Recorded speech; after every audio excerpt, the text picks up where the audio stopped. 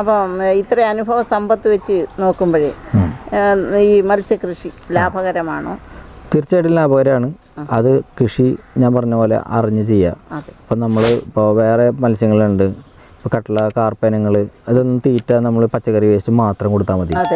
മനസ്സിലായി? അതേപോലെ ഏത് ഇപ്പോൾ പിലോപ്പി ആയിക്കോട്ടെ, അല്ലെങ്കിൽ മറ്റു മീനുകളായിക്കോട്ടെ, കരിമീൻ തവിട് പിണ്ണാക്ക് ഇട്ട് കൊടുക്കുക. 10 രൂപ 20 രൂപ ഉള്ളൂ. ചാണകം ഒരു ലോഡിന് 2000 കൊടുത്താൽ മതി. കരിമീനുള്ള ഭക്ഷണമാണ്. ആൽഹള ഇതിൽ നിന്നാണ് പ്രൊഡ്യൂസ് ചെയ്യണേ. മനസ്സിലായോ? കാശ് കൊടുക്കണ്ട,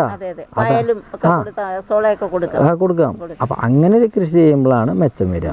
ഓരോ കൃഷിയിലും അതുപോലുള്ള പോയിന്റുകൾ.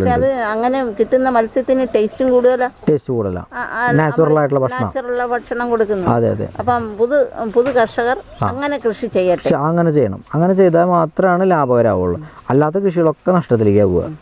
അപ്പോൾ അത് കണ്ടറിഞ്ഞ് ഓരോ കുളത്തിൽ ഇത്ര മത്സ്യം, കുളത്തിൻ്റെ ആഴം, കുളത്തിൻ്റെ സ്വഭാവം, പടുതാക്കുളമാണെങ്കിൽ അതനുസരിച്ച് എണ്ണം കുറയ്ക്കണം, വെള്ളം മാറാനുള്ള സംവിധാനം, വെള്ളത്തിൻ്റെ ക്വാളിറ്റി എല്ലാം അനുസരിച്ച് വേണം മത്സ്യം നിക്ഷേപിക്കാൻ.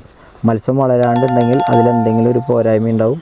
അതിനെ കണ്ടെത്തി നമ്മളത് ഓവർകം ചെയ്യുമ്പോൾ മീൻ വലുതാവും.